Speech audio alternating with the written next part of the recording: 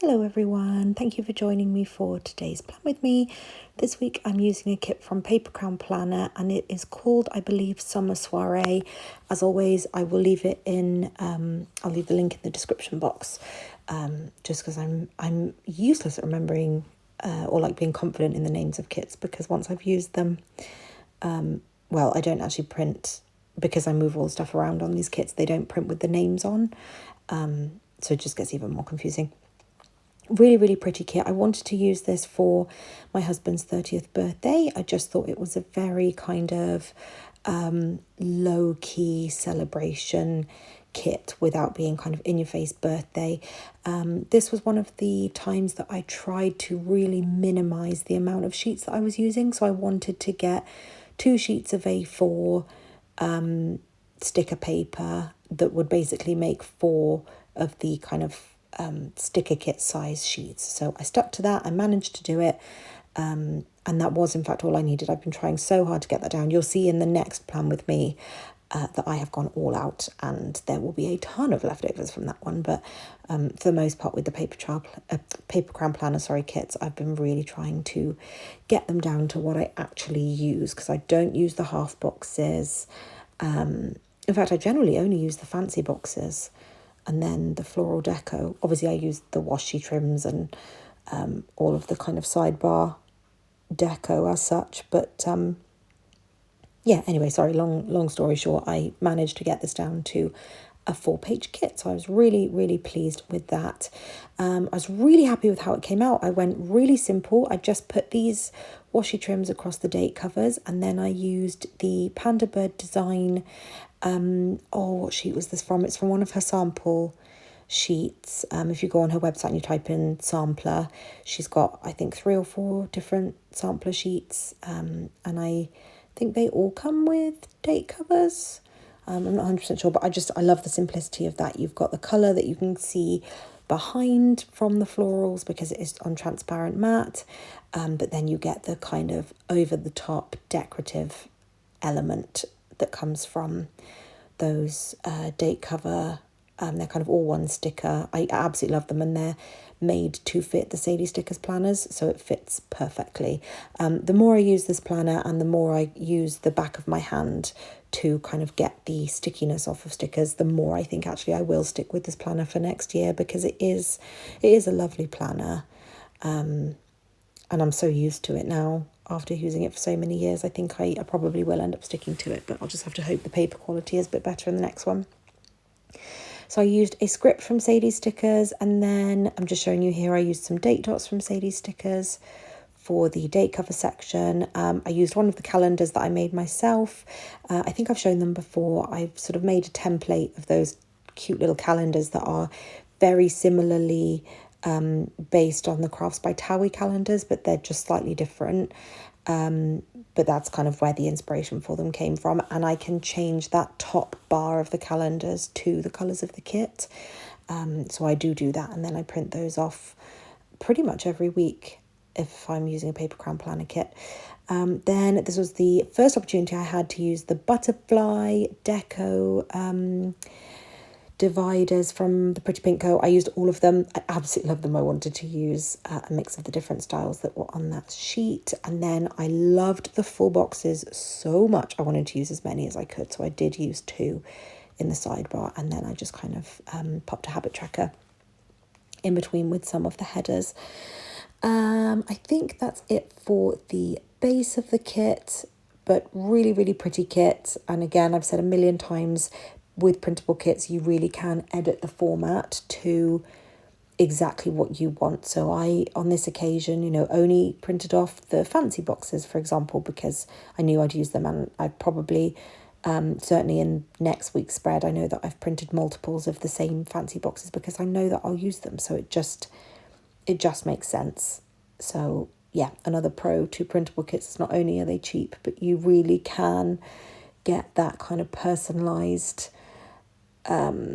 kit format as such. And Paper Crown Planner does brilliant kits, really lovely kits. I mean, my printer is just a very basic photo printer. I didn't go for anything luxury, and I'm sure if I paid a little bit more for a better printer, I would get better colour payoff, but I'm really happy with how it's kind of going using it at the moment. I did worry that I broke it trying to replace the colour ink recently, but that's fine. I think we've managed to pull it back.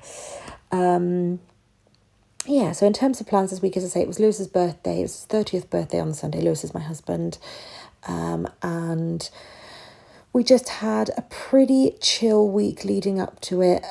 Jade Mountain back in March. I do have a plan with me on our stay there with some pictures and things. That was our kind of last minute splurge birthday year treat for him. So we purposefully didn't make any kind of grand plans. We just kept it really low key. I'll get into those plans when the weekend comes up. But in terms of the week leading up, it was a pretty average week. I had gone to see someone on Monday to give them feedback on their interview so that they can kind of build on it for when the next opportunity comes up to go for a promotion. So I just wanted to mark that I'd gone to do that. I was feeling pretty rough after it was about 2.5, 3 hours of non-stop talking, and socialising is what exhausts me the most with long COVID. So I did mark that I was feeling rough, and I did end up sleeping off all afternoon. Lou had a massage this day because I won't go into the faff that afternoon was, but because I needed to drop into his massage, I couldn't fall asleep properly. So then I ended up in this really weird, horrible kind of wired but felt really ill and really needed to sleep, but then couldn't fall asleep after I'd picked him up. And then driving was really stressful because I was so tired, and people were really not nice to me on the road. It was, very stressful evening. And then Tuesday, we did have a physio appointment in the afternoon. I really struggled. It was hard work going to physio. I had to skip on the one this week because it was just completely exhausting.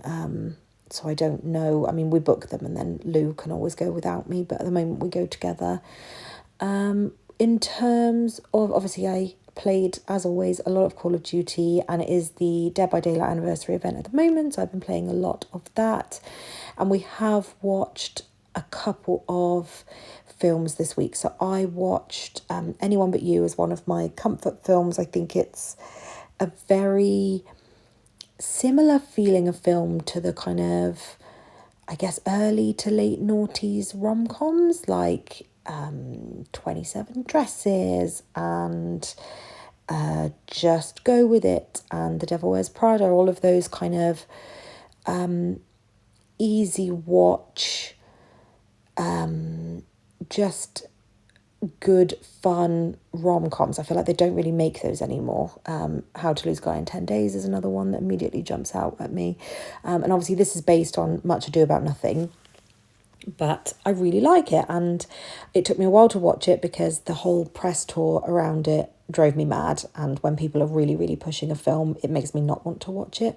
Once I eventually caved and watched it, I loved it, and I must have watched it about 15 times by now. It's just, really big comfort movie. So I did watch that. I definitely watched that on my own. And then we also watched a film called Palm Springs. It's been on our lists for ages, but we just had never pulled the trigger on it. So good. A really surprisingly funny, interesting film. And it was, we were pretty gripped from start to finish. Another kind of rom-com, just silly, funny, light-hearted film with, I think it's called Andy Samberg from The Lonely Island. Really good. Would recommend that one if you're kind of a chilled comedy person.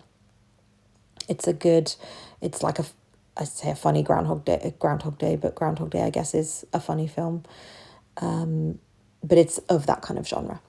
Anyway, on Friday, I did take a half day because I wanted to bake Lewis a birthday cake. So I did bake him his favourite cake, which is a bounty cake, so just chocolate and coconut. It made so much. The recipe I used made so much. It made a proper cake, like a round two-tier cake. A two-tier cake? That's not what I meant. Like a layer and then icing and then a layer, a traditional cake. And a loaf and something like 9 cupcakes. It was crazy amount of cake batter, but it was delicious. My 12 weeks of intense, like gut bacteria diet thing came to an end on Thursday. So I was actually able to taste the cake batter and have some of the icing and enjoy some of the cake when his family were here. So that was lovely. And then Saturday, his family came over. We went to somewhere called Wake the Tiger, which is basically like a kind of sensory art exhibit thing where there are some activities for you to do, but we knew that his sister would kind of love the interactivity of it. And then we went to our favourite restaurant, which is Seven Lucky Gods, and we all had a lovely, lovely, lovely meal. And then we did get some ice creams afterwards from our favourite gelateria, which is Swoon, and it was just amazing. And then when they left, we did have cake together, all of us. We sang happy birthday and did all that fun stuff. And then I crashed hard, so I did go to sleep for the afternoon. And then I'm trying to remember what we did in the evening. I can't for the life of me remember what we did in the evening. But anyway, you'll have seen it on screen. So Sunday was his actual 30th birthday. We did have to drop Wendy off to her friend's house, so she was just there for one night. She had an absolute whale of a time. She loves it there. It's her two best friends, which I think I've shown you photos of before, Kobe and Bailey, but she absolutely adores them and she adores their owners, so she stayed there for the night. We drove over to Cardiff, checked into our hotel and went out to lunch at the Ivy Asia, and it was absolutely delicious. Oh, I nearly dropped the TV remote then. And then we had a spa session in the afternoon, just kind of chilled by the pool. It was an indoor pool, all nice and heated. And then Lewis was making use of the sauna and the steam room, but it was too much for me, so I went to have a lie down and just kind of chilled in the hotel room. And then we went out for dinner somewhere called Viva Brazil, which is a really interesting place where they basically bring you like unlimited meat. So they bring different meats around the table and cut you off a bit of meat each time from the grill. Really, really tasty, really, really fun to kind of try. I think it's 14 different types of meat. And then there's incredible, the kind of last thing they bring you is this grilled pineapple with cinnamon sugar on the outside. Sensational. I need to learn how to make that at home.